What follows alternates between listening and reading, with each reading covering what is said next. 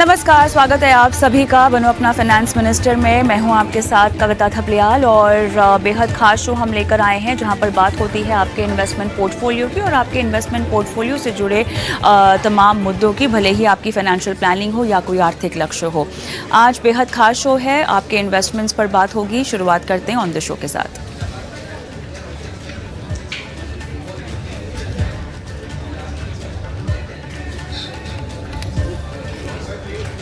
हर बुधवार को हम लेकर आएंगे महिलाओं के लिए खास शो और आज भी बात होने वाली है महिलाओं की फाइनेंशियल प्लानिंग की। उनके सवालों के जवाब देंगे। अगर आप भी एक महिला दर्शक हैं या अगर अपनी बेटी के लिए कोई फाइनेंशियल प्लान या बेटी के उज्जवल भविष्य के लिए निवेश करना चाहते हैं तो अपने सवाल हम तक पहुंचा सकते हैं। महिलाओं की फाइनेंशियल प्लानिंग आज हमारे शो में खास।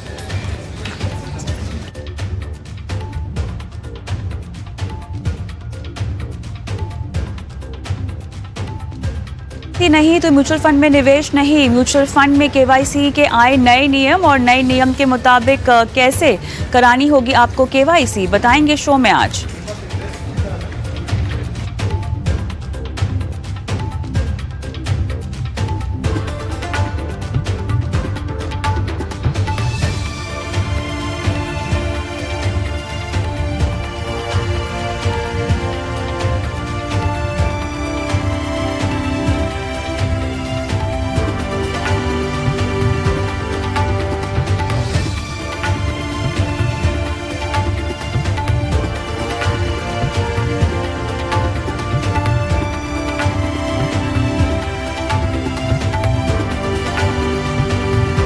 में जॉइंट खातों का क्या है पेच, आपको आज हम सिखाएंगे, बताएंगे। साथ ही जॉइंट खातों के लिए नॉमिनेशन को आप कैसे ऑप्शनल बना सकते हैं। जॉइंट खातों में पति पत्नी के अलावा कौन हो सकते हैं शामिल, पूरी समझाइश शो में आज।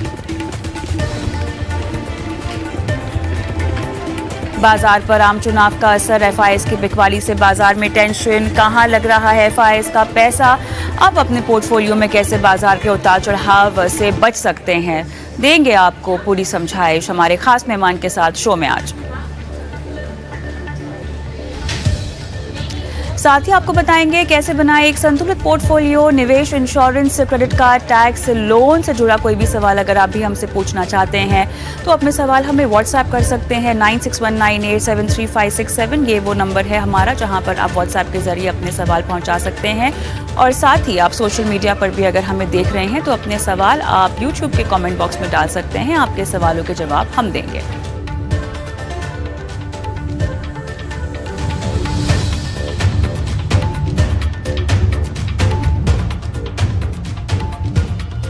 चलिए, शो का नाम है बनो अपना फाइनेंस मिनिस्टर और बनो अपना फाइनेंस मिनिस्टर में हम हर बुधवार को विमेंस वेडनेसडे लेकर आते हैं। हमारी ये खास पेशकश जहां पर महिलाओं की फाइनेंशियल प्लानिंग होती है, उनके सवालों के जवाब दिए जाते हैं। महिलाएं जो कि कामयाबी की कहानी लिख चुकी हैं उनसे आपको मिलाया भी जाता है। और आज इसी कड़ी में हमारे साथ बहुत सारी महिला दर्शकों ने अपने सवाल हम तक पहुँचाए हैं और इन्हीं सवालों के जवाब देने के लिए हर्षवर्धन रुंगटा CFP रुंगटा सिक्योरिटीज हमारे साथ जुड़ गए हैं। हर्ष, बहुत बहुत स्वागत है आपका हमारी इस बेहद खास पेशकश में। और अमीषा पंडित हमारे साथ, हमारी महिला दर्शक जो है वो फोन लाइन पर जुड़ गई हैं।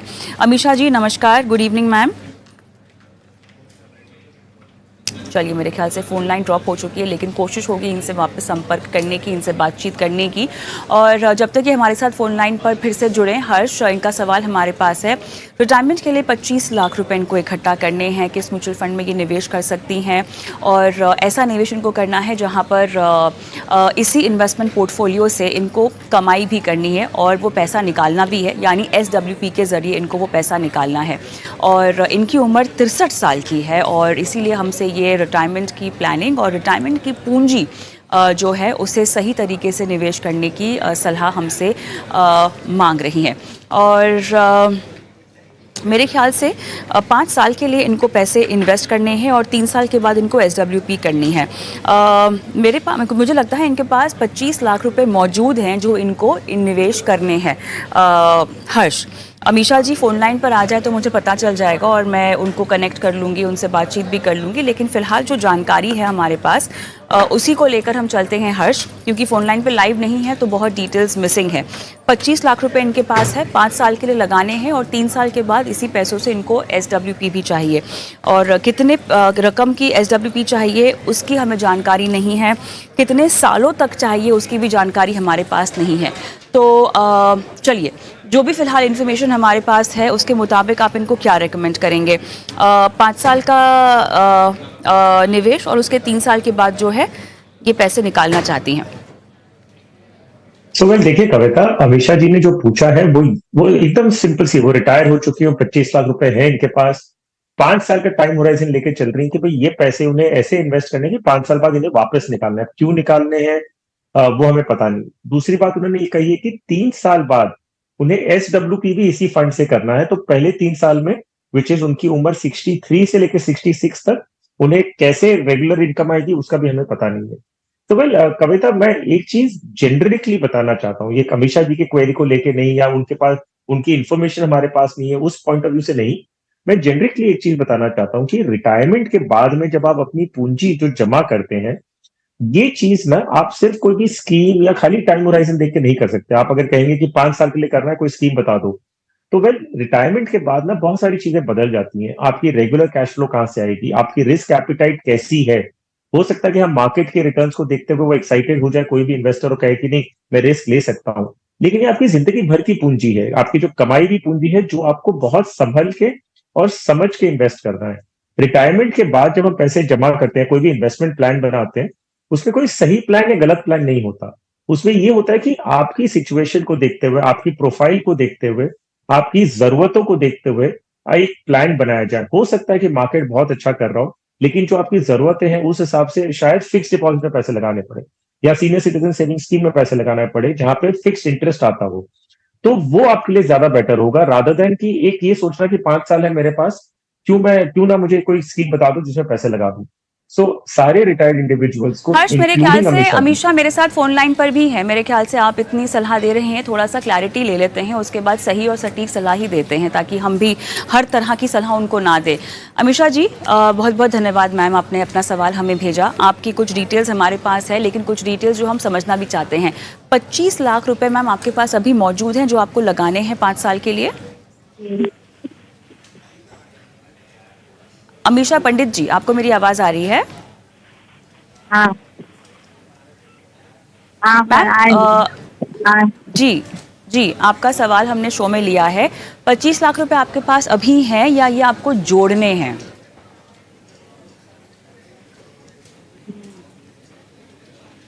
अमीषा जी, जोड़ने हैं। आपको 25 लाख रुपए जोड़ने हैं। इस रकम के लिए आप हर महीना कितना निवेश कर पाएंगी? 10,000। 10,000 रुपए आप 5 साल तक लगातार निवेश कर पाएंगी। टोटल आपको 25 लाख रुपए चाहिए। मैम, 25 लाख आपको जो 3 साल के बाद अमाउंट चाहिए SWP का, वो कितना होगा हर महीने?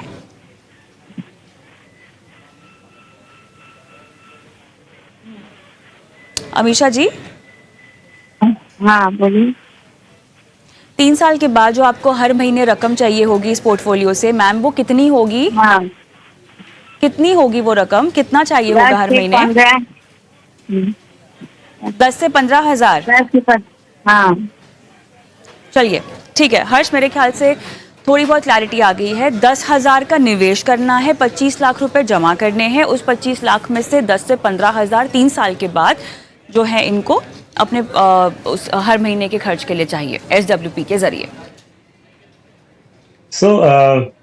अमीषा जी, अगर आप 10,000 रुपए हर महीने का निवेश करें, तो अगले 5 साल तक अगर आप निवेश करते हैं तो भी 25 लाख रुपए आप इकट्ठा नहीं कर पाएंगे। और क्योंकि आप 5 साल के लिए ही इन्वेस्ट कर रही हैं, तो हम अगर एक SIP की स्कीम आपको, मान लीजिए बैलेंस्ड फंड या हाइब्रिड फंड या ऐसे कोई आपकी स्कीम को आपको रेकमेंड भी करें, या एग्रेसिव इक्विटी भी कोई कारण से, अगर मान लीजिए कर नहीं रहा हूं, लेकिन अगर वैसा भी कोई आपको सजेशन दे, तो भी ये 25 लाख रुपए अपने आप में नहीं बनेंगे। और इसके बीच में आपने कहा कि आप SIP के जरिए 10,000 रुपए इन्वेस्ट करना शुरू करेंगी 10,000 रुपए के लिए, और फिर 3 साल बाद आप 10 से 15,000 निकालने भी चालू करेंगे SW के लिए।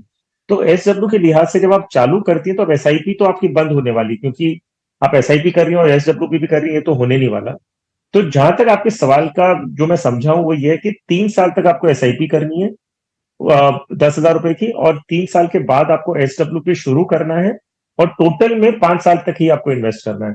तो मैं आपको सजेस्ट करूंगा कि आप पहले समझ लीजिए कि अब हम एग्जैक्टली करना क्या चाह रहे हैं, क्योंकि आप अगर 3 साल के लिए एसआईपी कर रही हैं तो मैं आपको इक्विटी फंड नहीं सजेस्ट कर सकता। आपको मैं ज्यादा से ज्यादा एक कंजर्वेटिव हाइब्रिड फंड या इक्विटी सेविंग्स फंड रिकमेंड करूंगा, जिससे आपका इतना बड़ा कॉर्पस नहीं बनेगा कि आप 25 लाख रुपए इकट्ठा कर सकते हो और दूसरा एसडब्ल्यू के पी के रूप में अगले 2 साल तक निकालती रहे। सो मेरी सुझाव तो यही रहेगा आपके लिए कि एक बार किसी से आप पर्सनली मिलें, कोई भी एक एडवाइजर से मिलें, और एग्जैक्टली समझिए कि हम क्या कोशिश कर रहे हैं करने की, मतलब आपका क्या ऑब्जेक्टिव है, मैं समझ नहीं पा रहा हूँ क्लियरली, क्योंकि वो फिट नहीं हो रहा है। आप एसआईपी भी करना चाहती हैं, एसडब्ल्यू भी उतनी अमाउंट का करना चाहती हैं, तो मेरा सजेशन ये है कि आप किसी से पर्सनली मिलिए और 1 to 1 होके समझिए कि क्या ऑप्शंस आपके सामने हैं, और फिर आप इन्वेस्टमेंट करना शुरू करें। तो हर्ष, अब यहाँ पर सवाल ये उठता है कि इस तरह की प्लानिंग जब भी कोई कर रहा हो, क्योंकि ऐसे बहुत सारे लोग होंगे जो शायद अपने रिटायरमेंट कॉर्पस को एक जगह सेफली रखना चाहते हैं और उसके बाद उसी पोर्टफोलियो में से कुछ पैसे चाहते हो एसडब्ल्यूपी के जरिए। अमीषा जी के पास बहुत सारी बातों को लेकर क्लैरिटी नहीं है, लेकिन मान लीजिए अगर यही उनका सवाल है तो क्या रणनीति होनी चाहिए? 25 लाख रुपए उनको इकट्ठा भी करने हैं, एसआईपी कितने अमाउंट की होनी चाहिए, और अगर मान लीजिए 3 साल के बाद अगर पैसे चाहिए भी उतनी ही राशि के, तो स्ट्रैटेजी कितनी होनी चाहिए, कहाँ कहाँ निवेश करने की रणनीति इनको अपनानी चाहिए? तो देखिए कविता, अगर 3 साल की एसआईपी करते हैं और 25 लाख इकट्ठा करना है, तो 3 साल के लिए हम प्रोडक्ट जो चूज करेंगे उसका एस्टिमेशन रिटर्न अगर हम कैलकुलेट करें backward calculation point of view से, तो 8% से ज्यादा हम अज्यूम नहीं कर सकते। तो एक एक कैलकुलेशन करके मैं आपको बता रहा हूं कि अगर 25 लाख रुपए आपको इकट्ठा करने हैं 3 साल बाद, जिसके लिए आप ऐसे कोई प्रोडक्ट में इन्वेस्ट करेंगे जहां पे आपको 8% आसपास का रिटर्न मिल रहा हो, तो 3 साल के लिए आपको हर महीने करीबन 60,000 रुपए, 60,000 रुपीज आपको हर महीने की इन्वेस्ट करनी है। और अगर ये 8% से ग्रो करता है, तब 3 साल बाद जाके आपके पास 25 लाख रुपए होंगे। अब ये जो प्रोडक्ट हमने सिलेक्ट किया है कंजर्वेटिव हाइब्रिड है, इक्विटी सेविंग्स फंड है, जिसमें इक्विटी की मात्रा करीबन 25 से 30% होती है। अगर हम डेट साइड में जाएंगे, पूरा 100% डेट फंड में जाते हैं, तो उसका रिटर्न एस्टिमेशन जो हम अभी फिलहाल कर सकते हैं वो 6 से 8% के बीच में, तो विच मीन्स कि आपकी एसआईपी की रकम और बढ़ जाएगी। अब आते हैं सवाल कि 3 साल के बाद आपका पैसा इकट्ठा हो गए हैं in an equity savings fund या कंजर्वेटिव हाइब्रिड या डेट फंड। अब इसी में से आप फ्रेश इन्वेस्टमेंट करना, जो एडिशनल एसआईपी वो तो बंद हो जाएगी, और फिर आप उसी में से एसडब्ल्यूपी कर सकते हैं। बैलेंस उसमें रहने दीजिए और उसमें से थोड़ी थोड़ी रकम करके आप उसमें से विड्रॉ कर सकते हैं, जब तक ये आपके पास fund value create, I mean जो जो कॉर्पस वैल्यू वो रहेगा, क्योंकि प्रिंसिपल में से भी पैसे निकलते रहते हैं। ऐसा नहीं कि सिर्फ उसमें से जो रिटर्न आएगा वही आप निकाल रहे हैं। तो ये इक्वेशन को ध्यान में रखते हुए आप कैश फ्लो प्लान कर सकते हैं। लेकिन फिर से दोहराऊंगा कि रिटायरमेंट के बाद की जो सेविंग्स होती है उसके लिए कुछ भी सही गलत नहीं है, सिर्फ रिटर्न्स नहीं देखा जाता है, बहुत सारी चीजें देखते हैं। तो कोई एडवाइजर से पर्सनली मिलकर अगर डिस्कस करेंगे तो ज्यादा बेटर उनको सोल्यूशन मिल पाएगा। चलिए हर्ष, अगले दर्शक की ओर हम बढ़ते हैं। रूपाली का सवाल मैं लेना चाहती हूँ। रूपाली हमारे साथ फोन लाइन पर भी है। नमस्कार रूपाली। नमस्ते। हेलो। हाय रूपाली, आपकी आवाज़ मुझे आ रही है। क्या करते हो आप? मैम अभी फिलहाल मैं जॉब करती हूँ। Okay okay. आपने कुछ इन्वेस्टमेंट कर रखी है म्यूचुअल फंड्स में। पराग पारेख का फ्लेक्सी कैप है, क्वांट का मिड कैप है, एक्सिस स्मॉल कैप है, निपॉन स्मॉल कैप है, और बेरा एसेट का लार्ज और मिड कैप भी है। ओके। और 10,000 की एसआईपी है और मैं इसको इनमें 25 साल के लिए इन सभी में आप 10,000 की एसआईपी कर रही हैं और 25 साल तक करेंगी? जी। और मैं हर ठीक है, साल आपको सभी फंड में 500 रुपए ऐड कर सकती हूँ। ओके। और 25 साल के बाद आपको क्या कॉर्पस इकट्ठा करना है? जी, तो मुझे जानना था कि इसमें कोई चेंजेस करने की जरूरत है या हम 25 साल में मैं ये अमाउंट हो जाएंगे मेरे? आपको कितना इकट्ठा करना है 25 साल के बाद? करीबन 10 लाख। 10 लाख। आपने कोई फाइनेंशियल गोल अपना अलाइन कर रखा है जिसमें 10 लाख रुपए आपके लिए काफी होंगे? जी, वही मुझे जानना था। अच्छा, तो हम एक काम करते हैं। आप 500 रुपये सालाना बढ़ाएंगी हर फंड में 25 साल तक अगर आप ऐसा करती हैं तो कितना कॉर्पस आप इकट्ठा कर पाएंगी, ये सवाल रखते हैं हर्ष के सामने, बजाय इसके कि 10 लाख रुपए का आप क्या करेंगी, जिसको लेकर अभी फिलहाल क्लैरिटी नहीं है आपके पास। तो शुक्रिया अपना सवाल भेजने के लिए, कॉन्ग्रेचुलेशंस, आपने जो फंड्स का भी चुनाव किया हुआ है, बहुत बुरे फंड्स नहीं हैं, अच्छी बात है, आप फाइनेंशियली इतनी अवेयर है, अपना पोर्टफोलियो आपने हैंडल किया है, बनाया है, और आपको पता भी है कि इतने साल एक टाइम होराइजन को लेकर क्लैरिटी है आपके पास, और साथ ही फंड्स को लेकर भी आपके पास काफ़ी हद तक क्लैरिटी लग रही है। बस गोल को लेकर थोड़ी सी आपको गाइडेंस की ज़रूरत है। तो हर्ष, गोल तय करने को लेकर थोड़ी क्लैरिटी हम दे देते हैं रूपाली को, और मैं मान के चल रही हूँ कि इनका गोल वेल्थ क्रिएशन है। I am not very sure कि वो 10 लाख रुपीज़ का क्या करेंगी, बट इन एनी केस अगर ये 500 रुपये की SIP बढ़ाती हैं सालाना हर फंड में, तो 25 साल के बाद कितना इकट्ठा कर पाएंगे? सो कविता, इंटरेस्टिंग बातें मैं इनके सवाल में बताता हूँ। एक है कि ये 35 साल की हैं और इन्होंने 10,000 रुपए की SIP टोटल में कर रही है, 5 स्कीम है इनके पास। इन्होंने अपने सवाल में ये भी भेजा है कि इनके पास अभी जो कॉर्पस इकट्ठा हो चुका है इनके SIP का, वो करीबन 10,30,000 रुपए इनके पास ऑलरेडी इकट्ठा है। तो जो ये कहना चाह रही थी, वो मैं समझ रहा हूँ कि 10 लाख तो इनके पास ऑलरेडी इकट्ठा हो चुका है, 10,000 रुपए महीने का इन्वेस्ट कर रही हैं, और हर स्कीम में ये 5,500 रुपए से हर साल बढ़ाती रहेंगी। तो पहले इनके पोर्टफोलियो पे आ जाते हैं। इनके पोर्टफोलियो में एक सजेशन है सिर्फ कि एक एक्सिस स्मॉल कैप फंड की जगह पे उसको बंद कर दे वो, और उसकी जगह मेरा ऐसे लार्ज मिड कैप में, जिसमें ये 1,000 रुपए महीने का कर रही है, उसमें ये 3,000 कर दें। तो एक्सिस स्मॉल कैप का 2,000 रुपए की SIP बंद करें, मेरे में 1,000 रुपए कर रहे हैं तो उसको बढ़ा के 3,000 रुपए कर दें। जो एग्जिस्टिंग इनका investment already small cap fund में है, एक्सिस स्मॉल कैप में जो ऑलरेडी एक्यूमुलेटेड है, वो वहां रहने दे सकती है, इन्हें निकालने की जरूरत है नहीं।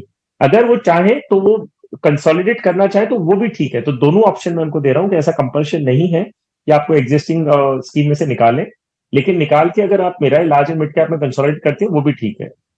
अब आते हैं हम इनके रिटर्न्स एक्सपेक्टेशन के लिए। अगर मैं इनकी हर साल में जो ये 500 रुपया पर स्कीम बढ़ाना चाहती हैं, अगर वो मैं हटा दूं, वो कैलकुलेशन में ना भी लूं, सिर्फ इतना देखूं कि इनके पास आज की तारीख में 10 लाख रुपए इकट्ठे हैं, हर महीने 10,000 रुपए की SIP कर रही है, तो 25 साल बाद अगर 12% का भी अनुमान लगाते हैं तो इनके पास जो वैल्यू अक्यूमुलेट होगी वो करीबन 3,80,00,000 रुपए होंगी।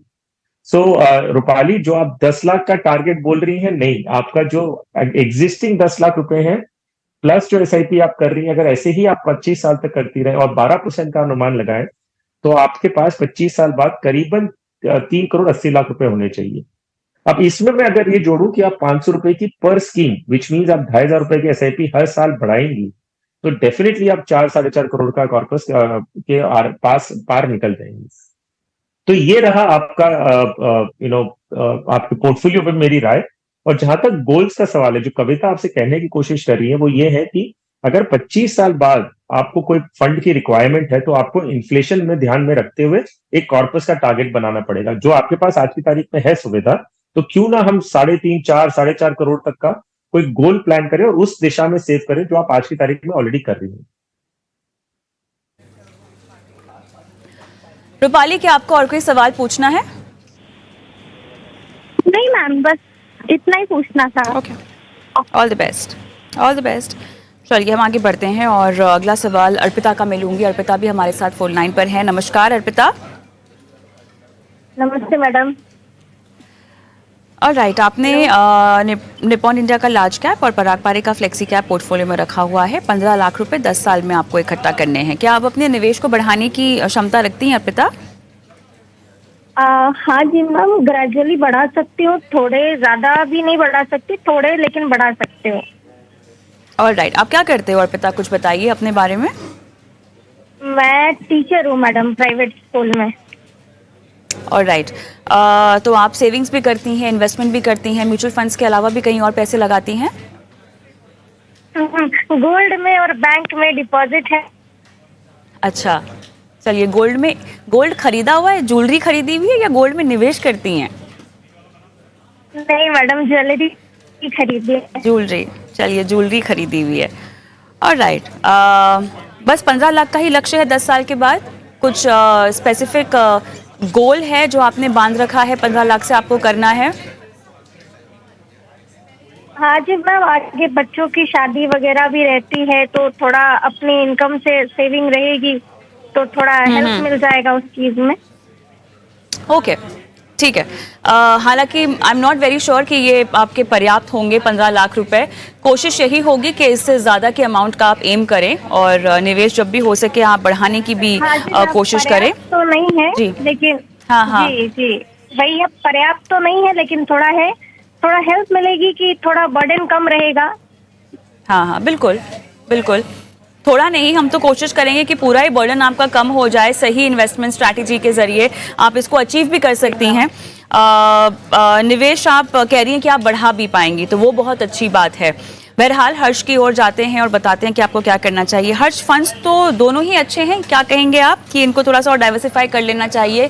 10 साल का समय है तो थोड़ा सा मिड कैप स्मॉल कैप में एक्सपोजर अपना बढ़ा सकती हैं। जी हाँ कविता, बिल्कुल। लेकिन पहले मैं एक खुशखबरी अर्पिता जी को दे दूं। ये 13,000 रुपए महीने का इन्वेस्ट कर रही हैं, और अगर हम 12% का रिटर्न अनुमान लगाते हैं कि 10 साल के ऊपर जो आप एसआईपी कर रही हैं, क्योंकि इक्विटी फंड है, अगर 12% आसपास रिटर्न मिलता है तो अर्पिता जी आपके पास 15 नहीं 30 लाख रुपए इकट्ठे होने की गुंजाइश बनती है। सो 12% से जो आपका लक्ष्य, आप घबरा रही थी कि 15 लाख सफिशिएंट होंगे कि नहीं होंगे, सो वेल अगर यही 13,000 आपने बकायदा अच्छी तरह डिसिप्लिन मैनर में करती गई तो आपके पास 30 लाख रुपए आप करीबन एक्सपेक्ट कर सकती है। आपने ये भी कहा है कि आप अपना इन्वेस्टमेंट बढ़ा सकती है, तो बेशक जब आपके मौका मिले तो आप इन्वेस्टमेंट बढ़ाइएगा। अब आते हैं आपकी स्कीम के ऊपर। आपने एक निप्पॉन इंडिया लार्ज कैप और पराग पर एक फ्लेक्सी कैप, ये दो स्कीमें आपके पोर्टफोलियो में।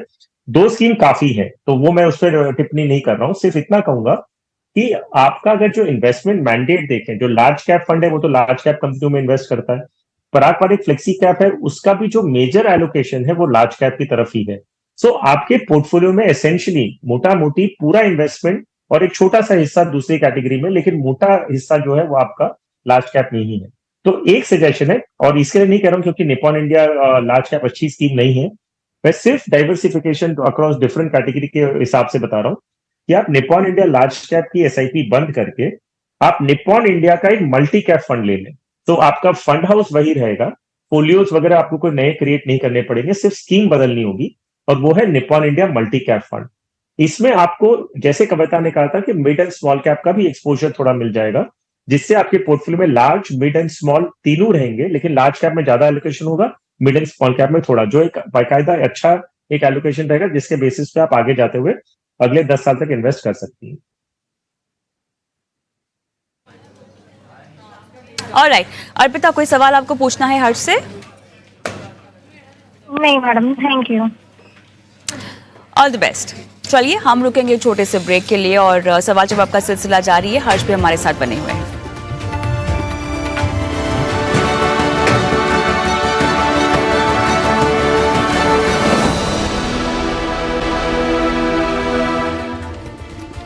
Welcome back. आप देख रहे हैं वन अपना फाइनेंस मिनिस्टर, और हर्षवर्धन रुंगटा हमारे साथ बने हुए हैं जो आपके सवालों के जवाब दे रहे हैं। यूट्यूब के कुछ दर्शकों के सवाल हम अब शो में शामिल करते हैं। हर्ष सूर्य प्रकाश चोपड़ा का मैं सवाल लूंगी और इनको अपना पोर्टफोलियो रिव्यू करवाना है। एक्सिस का स्मॉल कैप इनके पास है, Kotak emerging equity, SBI large and mid cap, Nippon India large cap, Parag Parekh flexi cap, और 22 साल के लिए इनको निवेश करना है और 2 करोड़ जो है इनका लक्ष्य है। 1,000 रुपये की स्टेप अप कर सकते हैं अपनी एसआईपी को भी। चलिए बताइएगा ज़रा इनके फंड मिक्स को लेकर आपका क्या कमेंट है, और 2 करोड़ के लिए कुल मिला के इनको आखिर कितना निवेश करना होगा फिर? सो वेल कविता, इनकी जो सारी स्कीम्स है वो अच्छी है, तो उसमें कोई और एलोकेशन भी ठीक है, तो मुझे नहीं लगता कि इन्हें कोई भी एग्जिस्टिंग पोर्टफोलियो में वैसे बदलाव करने की जरूरत है। लेकिन एक सजेशन मैं जरूर दूंगा कि ये निप्पॉन इंडिया लार्ज कैप को बंद करके अपनी एसआईपी पराग पारेख फ्लेक्सी कैप में इंक्रीज कर दें। और मैं दोहरा रहा हूं, कारण ये नहीं है कि क्योंकि निप्पॉन इंडिया लार्ज कैप अच्छी स्कीम नहीं है, सिर्फ कि आपका जो इन्वेस्टमेंट ऑब्जेक्टिव है वो फ्लेक्सी कैप में भी अगर लार्ज कैप का एलोकेशन ज्यादा है तो आपके पास स्कीम में थोड़ा कंसोलिडेशन करने का आपको मौका मिलता है, तो आप वो कर सकते हैं। अगर कोई कारण से ये चाहते हैं कि निप्पॉन इंडिया लार्ज कैप में कंटिन्यू करें तो बेशक कर सकते हैं। ऐसा नहीं है कि इन्हें कंपलसरीली क्योंकि स्कीम अच्छी नहीं है तो बदलाव करने की जरूरत है। सिर्फ कंसोलिडेशन पॉइंट ऑफ व्यू से मैंने इन्हें सजेशन दिया है कि निप्पॉन इंडिया लार्ज कैप की जगह पे पराग पारेख में बढ़ाएंगे तो इनका एलोकेशन, पोर्टफोलियो एलोकेशन में कोई बदलाव ज्यादा नहीं होगा। जहां तक इनके सवाल है कि इन्हें 22 साल में इन्हें 2 करोड़ रुपए इकट्ठा करना है विद एन एसआईपी जो इनकी अभी हो रही है वो है 8,000 रुपए की। अगर ये एसआईपी कर रहे हैं तो इनका पोर्टफोलियो का वैल्यू क्या होगा? अगर मैं देखूं तो इनके पोर्टफोलियो का जो वैल्यू होगा वो करीबन 1 करोड़ के आसपास बनेगा। तो इन्हें अगर 2 करोड़ रुपए चाहिए तो इनका एसआईपी अमाउंट जो है वो इन्हें डबल करना होगा, तभी अपना लक्ष्य पूरा कर सकते हैं। और अगर डबल भी करते हैं तो एग्जिस्टिंग जो स्कीम्स हैं, एक स्कीम को मैंने बंद करके दूसरे में बढ़ाने के लिए कहा है। अगर ये एग्जिस्टिंग स्कीम्स में ही डबल भी करते हैं अपना इन्वेस्टमेंट तो ठीक होगा, कोई नई स्कीम्स इन्हें जोड़ने की कोई जरूरत नहीं है। चलिए, मेरे ख्याल से आज के समय में हम इतने ही सवाल जवाब को शामिल कर पाए हैं हर शो में। बहुत बहुत धन्यवाद आपका, समय निकाला और दर्शकों के सवालों के जवाब दिए हैं। इसी के साथ हम छोटा सा ब्रेक अब ले रहे हैं और ब्रेक के उस पार बहुत खास बातचीत होने वाली है। Mahesh Patil, CIO ABSL AMC हमारे साथ जुड़ेंगे और बाजार की इस चाल पर अपनी राय रखेंगे और साथ ही आपको बताएंगे PSU इक्विटी जैसा कोई फंड या कैटेगरी अपने पोर्टफोलियो में अगर आपको शामिल करनी है तो क्या ये सही समय है। ब्रेक के बाद